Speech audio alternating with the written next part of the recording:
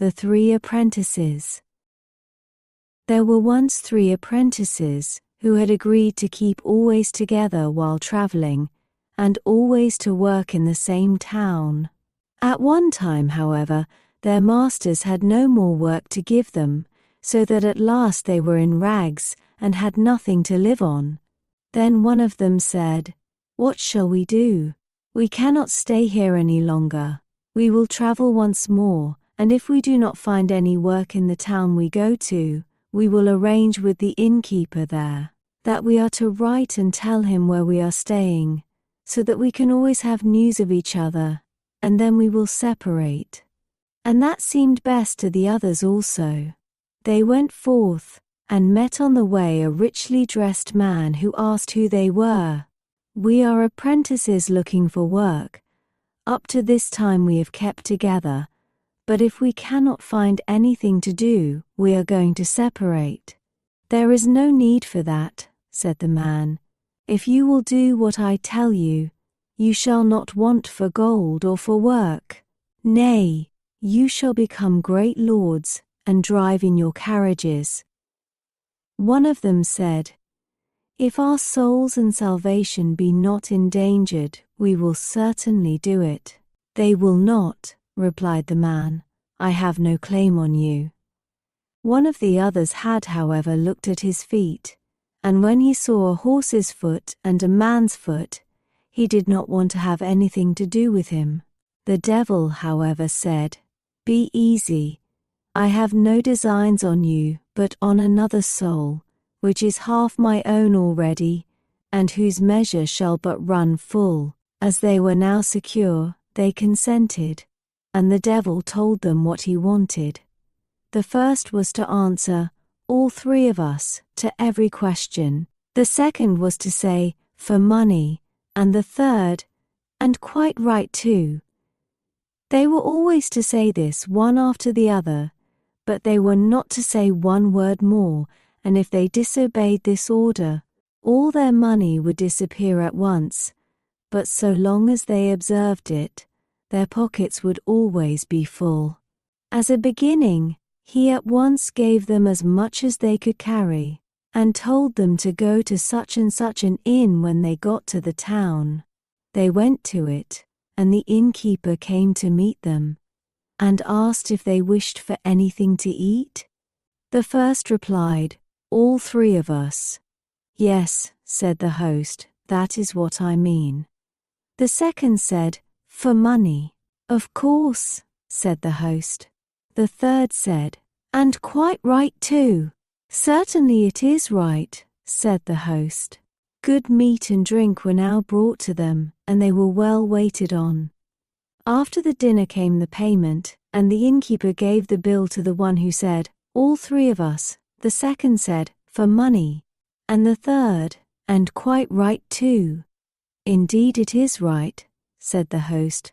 "All 3 pay, and without money I can give nothing." They, however, paid still more than he had asked. The lodgers who were looking on said, "These people must be mad." "Yes, indeed they are," said the host. "They are not very wise." So they stayed some time in the inn, and said nothing else but, "All 3 of us, for money, and quite right too." But they saw and knew all that was going on. It so happened that a great merchant came with a large sum of money, and said, "Sir host, take care of my money for me. Here are 3 crazy apprentices who might steal it from me." The host did as he was asked. As he was carrying the trunk into his room, he felt that it was heavy with gold. Thereupon he gave the 3 apprentices a lodging below.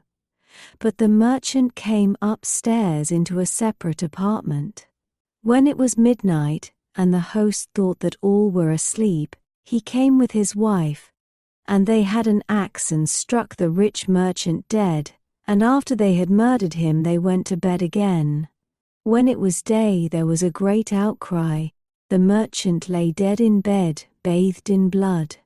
All the guests ran at once, but the host said, "The 3 crazy apprentices have done this." The lodgers confirmed it and said, It can have been no one else. The innkeeper, however, had them called and said to them, "Have you killed the merchant?" "All three of us," said the first. "For money," said the second. And the third added, "And quite right too." "There now, you hear," said the host. "They confess it themselves." They were taken to prison, therefore, and were to be tried. When they saw that things were going so seriously, they were after all afraid. But at night the devil came and said, "Bear it just one day longer, and do not play away your luck. Not one hair of your head shall be hurt." The next morning they were led to the bar, and the judge said, "Are you the murderers?" "All three of us." "Why did you kill the merchant?" "For money." "You wicked wretches, you have no horror of your sins." "And quite right too." "They have confessed and are still stubborn," said the judge. "Lead them to death instantly." So they were taken out, and the host had to go with them into the circle. When they were taken hold of by the executioner's men, and were just going to be led up to the scaffold where the headsman was standing with naked sword, a coach drawn by 4 blood-red chestnut horses came up suddenly, driving so fast that fire flashed from the stones, and someone made signs from the window with a white handkerchief. Then said the headsman, "It is a pardon coming," and "Pardon, pardon," was called from the carriage also. Then the devil stepped out as a very noble gentleman, beautifully dressed, and said, "You three are innocent. You may now speak. Make known what you have seen and heard." Then said the eldest, "We did not kill the merchant. The murderer is standing there in the circle," and he pointed to the innkeeper. "In proof of this, go into his cellar, where many others whom he has killed are still hanging." Then the judge sent the executioner's men thither, and they found it was as the apprentices said. And when they had informed the judge of this, he caused the innkeeper to be led up, and his head was cut off. Then said the devil to the three, "Now I have got the soul which I wanted to have, and you are free and have money for the rest of your lives." Please like and subscribe for more bedtime tales.